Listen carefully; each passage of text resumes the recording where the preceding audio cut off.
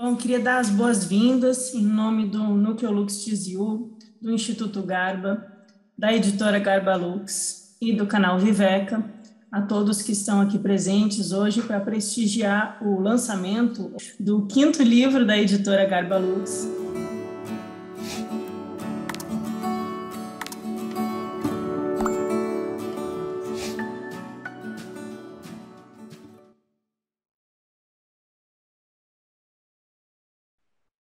Eu estou olhando aqui a foto que eu coloquei na capa da apresentação. É muito interessante caminhar por essas ruas aí de Toledo. São ruazinhas apertadas, com prédios muito antigos. A gente realmente se sente dentro de uma cidade medieval. Atravessar esses portões aí, depois da ponte de pedra, a gente é realmente transposto a outro tempo, como o Alberto estava colocando, como se estivesse em outro tempo mesmo, em outra vida. Cidade muito bonita. Uma coisa que me toca muito no que ele fala, né, que os templários eram filósofos, eram místicos, eram esotéricos, eram neoplatônicos, né, e para mim foi uma grande descoberta. Lendo o livro foi ficando realmente bem mais claro essa relação dos templários com a filosofia. E tantas vezes, né, eles retratados como perseguidores dos muçulmanos, inimigos dos mouros, e é justamente o contrário. Justamente eles são retratados como os defensores da igreja e, na verdade, eles estavam ali trazendo filosofia pagã, filosofia islâmica, filosofia neoplatônica, um pouco de magia, um pouco de teurgia, bem diferente do que a gente vê superficialmente por aí, né?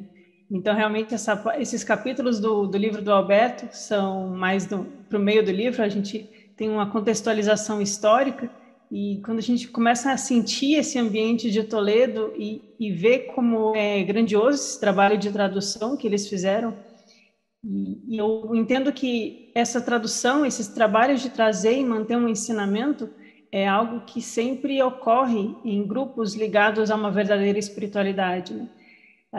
É bem comum a gente perceber, por exemplo, no trabalho editorial de um neoplatônico, como Porfírio, que editou e organizou e publicou as Enedas de Plotino, e mais para frente os templários vão trabalhar justamente com isso, com Plotino, com Próprio. Então, esse capítulo é intitulado João Hispano, o livro das causas e o neoplatonismo, e eu fiz um breve apanhado aqui, só para a gente ver essa beleza filosófica que ele traz, né? A filosofia medieval, diz o Alberto, também teve, né, os seus pseudoepígrafos. Por quê? Porque o Liber de Causas, né, o livro das causas, ele é erroneamente atribuído a Aristóteles. Supõe-se, né, que ele foi composto em Toledo, no século XII, e alguns anos antes, parte das Enedas de Plotino circularam sob o nome de Teologia de Aristóteles. Então, nós temos aqui 2 livros, o Livro das Causas e as Enedas de Plotino, algumas, não todas, circulando pela Europa sob o nome de Aristóteles. E é muito curioso, porque quando a gente vai estudar os neoplatônicos consideram Aristóteles como uma introdução à verdadeira filosofia. Eu já vi alguns autores neoplatônicos falando, lê Aristóteles, mas depois você vai para Platão.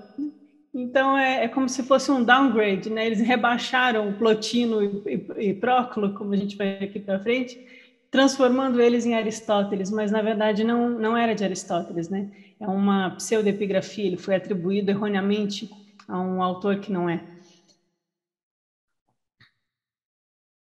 O Alberto vai demonstrar nesse capítulo que o livro das causas tem forte influência neoplatônica, de Próclo. Próclo é do século V e ele é um autor muito profuso, ele tem muitas obras profundíssimas, fazendo exegese de Platão, explicações metafísicas sobre a origem, as causas, primeiras, segundas, os seres inteligíveis, o mundo noético, a teurgia, a magia divina. E a gente vê os templários trabalhando com isso, é realmente muito empolgante. Quem vai perceber que o livro das causas, ou quem vai perceber não, quem vai manifestar pela primeira vez que o livro das causas não é de Aristóteles, vai ser justamente Tomás de Aquino.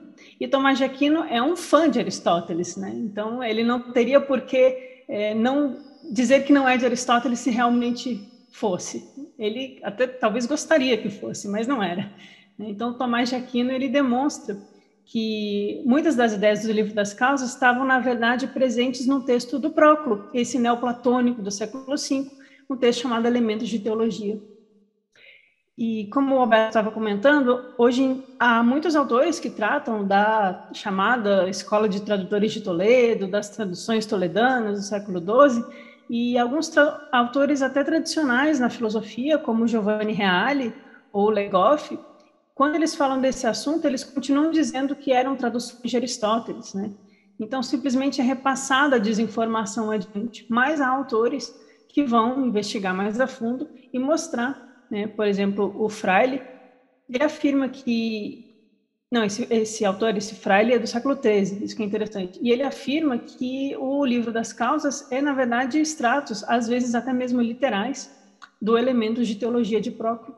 Ou seja, temos templários trabalhando com o neoplatonismo a partir de traduções árabes em Toledo, dentro de uma catedral. É fantástico. E aí o Alberto vai desenvolver as fontes para o livro das causas, porque o texto grego de Próclo vai ser a principal fonte para esse livro. Mas não vai ser a única. Então, há outras fontes árabes derivadas, que são o livro do Puro Bem e o Proclus Arabus, né, um próclo árabe.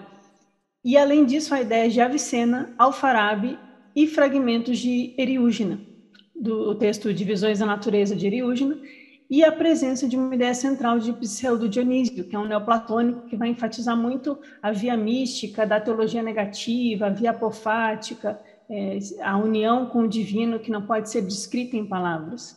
Então, esse livro das causas, ele é extremamente rico, se a gente colocar Próclo junto com extratos de Plotino, mais Próclo, né?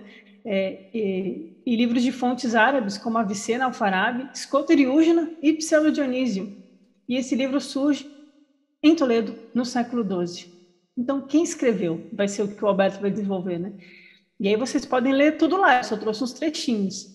Então, mas ele vai trazer que quem escreve o livro das causas, e ele demonstra, argumentando, né, como os personagens se ligam e como eles vão publicando e comentando esse material, que o livro das causas ele aparece no século XII, em Toledo, e a autoria muitas vezes vai ser atribuída ao Farabi, a Avicena ou a Aristóteles, né, como eu já comentei.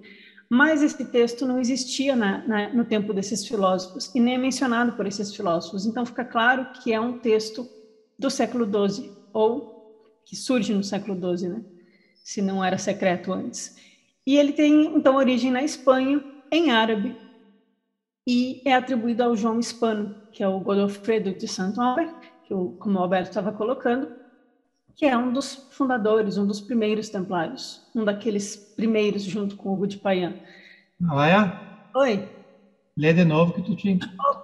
O Homer não, Bisol. Tocou aí. Corrige aí. São dois Godofredos, mas de toda forma é um dos primeiros templários. E ele é retratado como um filósofo com simpatia pela tradição neoplatônica. Então ele não era alguém que pegava em armas e ia para Jerusalém perseguir muçulmanos, ele era um filósofo neoplatônico, gente, isso é muito diferente, né? Então ele pode ser o autor ou o editor, porque o texto, ele, como eu coloquei, não é só Próclo, né? Ele tem outros elementos. O filósofo Juan Hispano, ou Bizot, que é como ele foi conhecido em Toledo, era o quê? Um templário francês, Geoffroy Bizot. Ele fazia parte do núcleo original dos templários junto com Ogum de Salvo, como o Alberto já colocou, então vamos para a próxima. E ele não deve ser confundido com esse Juan Severiano ou Ibn Davud, que trabalha mais com astronomia. Um autor espanhol vai referir que a redação original em árabe do livro das causas vai ser do Hispano, e esse também vai ser o autor de um segundo livro, que o Alberto vai tratar mais adiante, que é o Liber de Causas Primis et Secundis, né? Causas primeiras e segundas, que é um estudo já do livro das causas com o teor neoplatônico e várias passagens de Escoteriúgena. Escoteriúgena é um dos tradutores de Pseudo-Dionísio. Então, nós temos um tradutor de um neoplatônico comentando o neoplatônico, um templário neoplatônico, fazendo uma edição de textos neoplatônicos em árabe na Espanha, né? Ele também indica que o Tratados de Ânima, que é um comentário ao De Ânima de Avicena, pode ser também do mesmo autor. Então, aqui a gente já tem a Avicena, uma presença, né, árabe aqui. Esse livro usa muitas passagens do Avicena e de outros filósofos, então é provável que o Juan Hispano ele tenha editado esses livros, e aí que fica interessante para servir de livro didático para a Escola de Filosofia de Toledo. Isso faz muito sentido.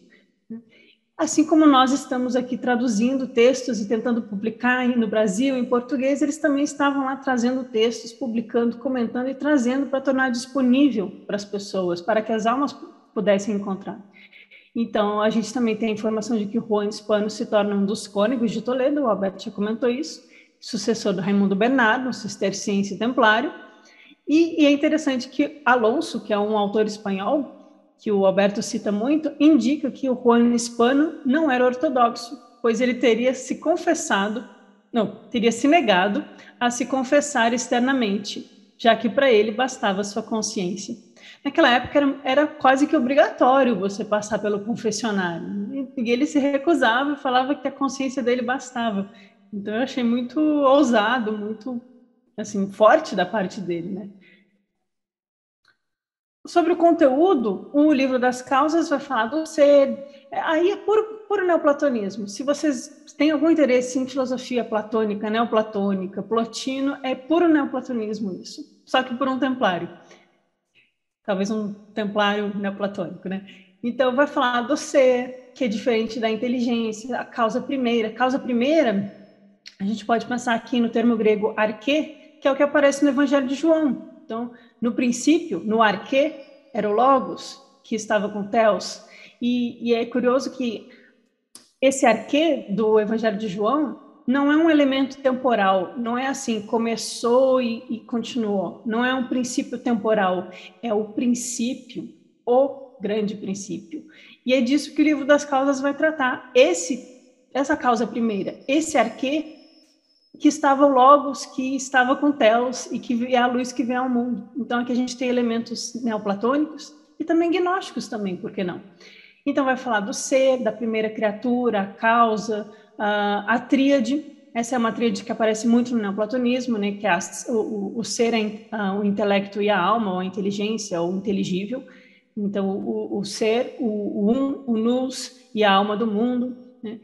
Isso também aparece no próprio ser, vida, inteligência, aparece entre os textos gnósticos da cosmologia, que existe a tríplice criança, o tríplice filho, que é ser, vida e intelecto. Então, estamos todos aqui dentro do mesmo assunto, com as mesmas almas, provavelmente.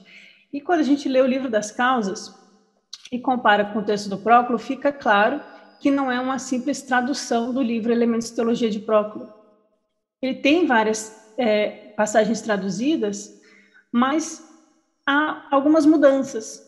E o livro das causas apresenta Próclo com uma orientação filosófica que se aproxima da visão da filosofia cristã, ou por que não, cristã gnóstica, né?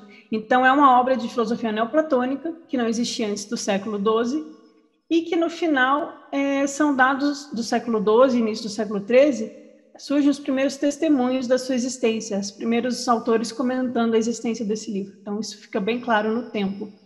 O Elementos de Teologia de Próclo, que é a principal fonte do texto de Toledo, mas também tem, né, aqui eu já estou me repetindo, então vou pular, esse tom mais cristão, que fala da causa primeira, do puro bem, e um capítulo 9 da Metafísica de Avicena, que tem relação com os estudos do Juan Hispano. Então, qual é a força do ensinamento do livro das causas? O texto, com a tônica platônica, ele preenche um vazio na Idade Média.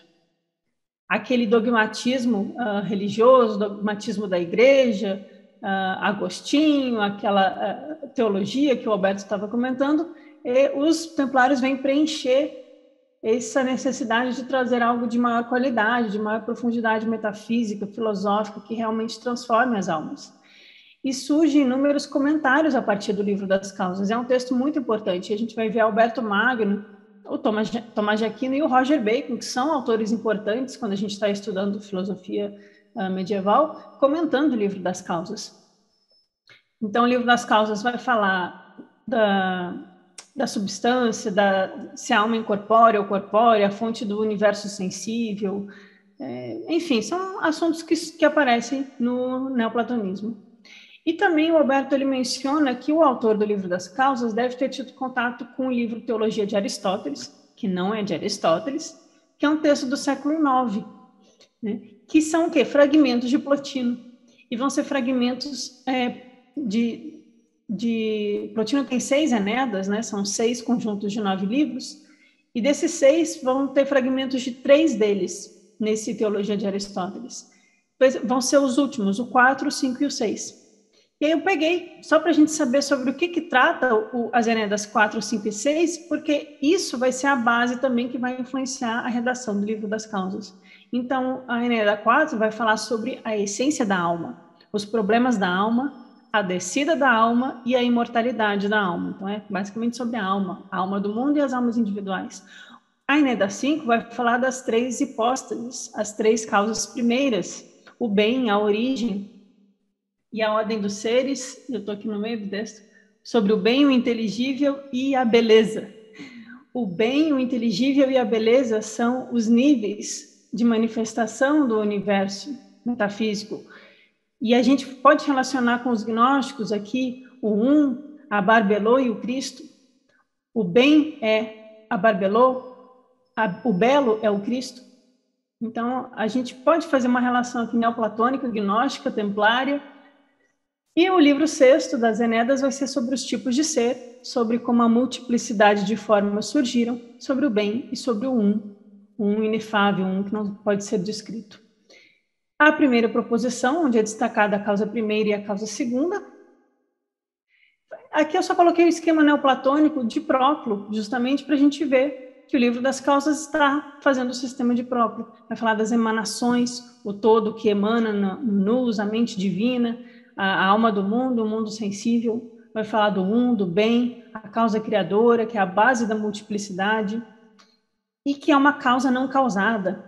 A causa primeira não é causada, ela não pode ser descrita, ela é invisível, ela é inefável, ela é incognoscível, é um princípio absoluto, uno, um princípio primordial, é o uno bem, a unidade, o supremo bem platônico, o uno inefável de Plotino, a fonte de toda emanação, a origem do inteligível e da alma. A causa primeira como absoluta negatividade racional. E aí é que aparece a conexão com o Pseudo-Dionísio. Por quê? Porque ela não pode ser racionalizada, ela não pode ser pensada, ela não é cognoscível. É algo que deve ser, além de toda a existência, além de todo o pensamento. E aqui entra a questão da união mística em Plotino. E após a causa primeira tem o nous, a inteligência, o inteligível, e a alma, que é a mesma sucessão aqui dos estágios de Plotino. Então, fica muito claro que o Livro das Causas do Templário é um livro de Próclo com outras questões, mas é um livro neoplatônico. Só esse slide aqui com alguns trechos do Livro das Causas. Lá no livro do Alberto tem muito mais, e é muito bonito, né? Então, primeiro trecho. O ser é a causa do homem, mais do que a racionalidade. A causa primeira está antes da eternidade e é a sua causa. A eternidade é efeito da causa primeira. A inteligência é coexistente com a eternidade. A alma está depois da inteligência. Toda alma tem 3 operações, uma divina, uma inteligente e uma vital. E a gente vai ver isso aqui na tripartição da alma platônica, a gente vai ver isso aqui nos 3 tipos de alma dos gnósticos, os pneumáticos, os ilíacos e os psíquicos. Então, uma divina, uma inteligível e uma vital. O ser tem uma proximidade ao uno. O ser é um e é múltiplo, composto de finito e infinito. Toda alma que recebe da inteligência mais virtude exerce com mais ênfase sua impressão, ou sua atividade. A causa primeira é mais elevada que o discurso, ou que a descrição. E as palavras fracassam ao tentar descrevê-la. Ela está acima de toda causa. O discurso, a linguagem, fracassa ao definir a causa primeira. Ela está acima de todas as causas. só é possível falar das causas segundas, do múltiplo, né? Da causa primeira não se pode falar, pois ela não é descritível. É a luz pura sobre a qual nenhuma outra luz está acima. É a luz pura sobre a qual nenhuma outra luz está acima. Isso aqui é um trecho do Apócrifo de João. Eu acho um igualzinho aqui. A causa primeira está em todas as coisas. Embora a causa primeira exista em todas as coisas, cada uma delas recebe de acordo com a medida de sua própria possibilidade. E assim por diante. Então, vamos ter também trechos dos elementos de teologia de Próclo, né? Então, aqui no slide anterior, o Alberto trouxe trechos do livro das causas, do Juan Hispanos. Aqui, para exemplificar como é o mesmo texto, só 3 trechos do Elementos de Teologia de Próclo. Todo múltiplo participa de alguma maneira da unidade. Tudo que participa da unidade é ao mesmo tempo uno e não uno. Né? O que foi dito aqui no anterior? Finito e infinito. Toda multiplicidade é posterior ao uno. Toda causa produtiva é superior à que é produzida. Tudo que existe procede de uma só causa, a causa primeira. E um outro texto que vai influenciar a redação do livro das causas vai ser a exposição do Puro Bem, ou o livro do Puro Bem, que é visto como tendo origem no século IX, lá em Bagdá, no círculo de Al-Kindi. E a gente sabe que antes de ir para a Espanha, Hugo de Payens, Geoffrey de Saint-Omer, o Conde de Champagne e outros, eles vão para essa região, eles vão para a Síria, eles vão para o Oriente. Não defender o caminho dos peregrinos. Eles vão lá acolher informações espirituais da ordem do templo ligada ao ismailismo, às tradições reservadas daquela região. Né? Então, e lá eles também colhem filosofia neoplatônica traduzida do árabe. Aqui eu não vou comentar, porque o tempo já está corrido, mas só para a gente ver que o Alberto traz no livro alguns trechos também do Teologia de Aristóteles, para a gente ver as relações com o livro das causas, né, a relação com o Pseudo-Dionísio, e como todo esse material vai influenciar filósofos como Sohrawardi. Teologia de Aristóteles, que não é de Aristóteles. Que é Plotino, na verdade. Que Al-Kindi também está relacionado. E concluindo, né? Qual foi a conclusão que eu cheguei aqui no final da leitura? Que o livro das causas foi escrito por um templário neoplatônico que estava à frente da Catedral de Toledo no século XII. Que o texto é principalmente baseado em Próclo, mas há elementos de Plotino, Escoteriúgene e Pseudo-Dionísio, e há uma forte presença árabe vinda através de Avicena, Alfarabi e Al-Kindi. Ou seja, temos um templário em Toledo, trazendo filosofia neoplatônica e islâmica para a Espanha no século XII. Ou seja, são templários amigos dos muçulmanos, amigos da filosofia, e fazendo coisas que provavelmente a igreja não aprovaria se soubesse, mas eles fizeram muito bem. Obrigada.